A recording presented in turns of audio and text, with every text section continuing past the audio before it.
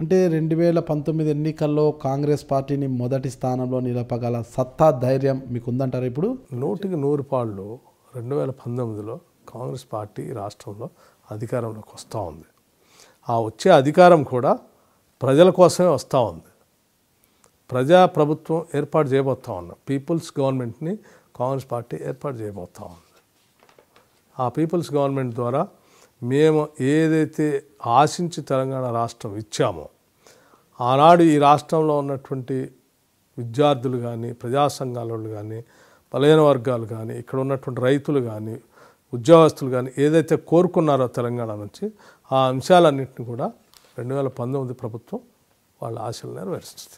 2019లో తెలంగాణలో కాంగ్రెస్ పార్టీ అధికారంలోకి వస్తే నేనే సీఎం అని చెప్పుకునేవారు 100 మంది ఉన్నారు.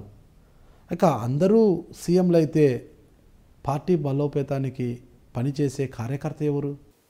Be happy.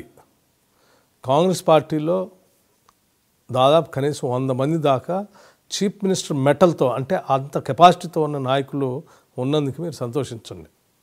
ఒక చీఫ్ మినిస్టర్ స్థాయిలో పరిపాలన చేయగలిగినటువంటి సత్తా కలిగిన నాయకత్వం ఉండటం అనేది అది ఒక ఎస్సెటే కానీ, ఒక్క నిమిషం నన్ను కంప్లీట్ చేయండి.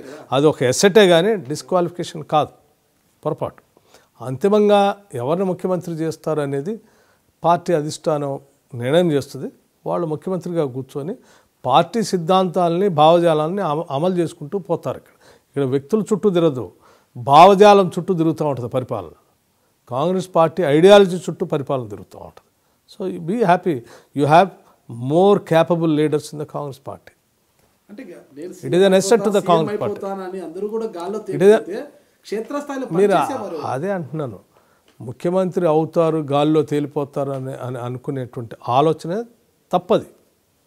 ముఖ్యమంత్రి అవుతామో కాగలని కెపాసిటీ నాకుంది, ఇది నా బాధ్యత అని భావించే వాళ్ళు ఉన్నారు. అది అధికారం గాల్లో తేలిపోదాం, ఆనందిద్దాం అని అనుకునేటువంటి వాళ్ళు కాంగ్రెస్ పార్టీలో లేరు. మీకు కూడా కోరికుందా సీఎం కావాలని? నేను చెప్తా ఉన్నాను కదా, ఆ మెటలో ఉన్నటువంటి వాళ్ళు 100 మంది ఉన్నారు కాంగ్రెస్ పార్టీలో. ఎవరెవరు ఉన్నారు? చాలా మంది ఉండొచ్చు. ఆ చాలా మందిలో మీరున్నారా? Of course, why not. ప్రతి ఎమ్మెల్యే ఈజ్ క్యాపబుల్. సో అంతిమంగా it is party which decides, not me. నేను కాదు నిర్ణయం చేసేది.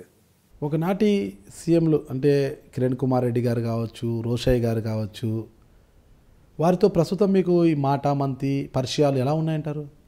రాజకీయాల్లో ఉన్నప్పుడు డిఫరెంట్గా వాళ్ళిద్దరూ కూడా మా పార్టీకి సంబంధించిన ముఖ్యమంత్రులుగానే పనిచేశారు. వాళ్ళు ముఖ్యమంత్రులు కావడానికి నేను శాసనసభ్యుడిగా నా నెంబర్ కూడా వాళ్ళ పనికి వచ్చింది.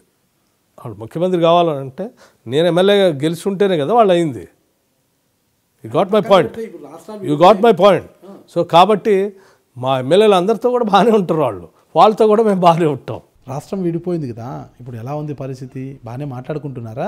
ఎదురుపడతారు, మాట్లాడుకుంటాం. కాంగ్రెస్ ఈజ్ ఏ ఫ్యామిలీ, డిఫరెంట్గా మాట్లాడతారు. నేను Mallu Bhatti Vikramarka, Telangana Pradesh Congress committee working president.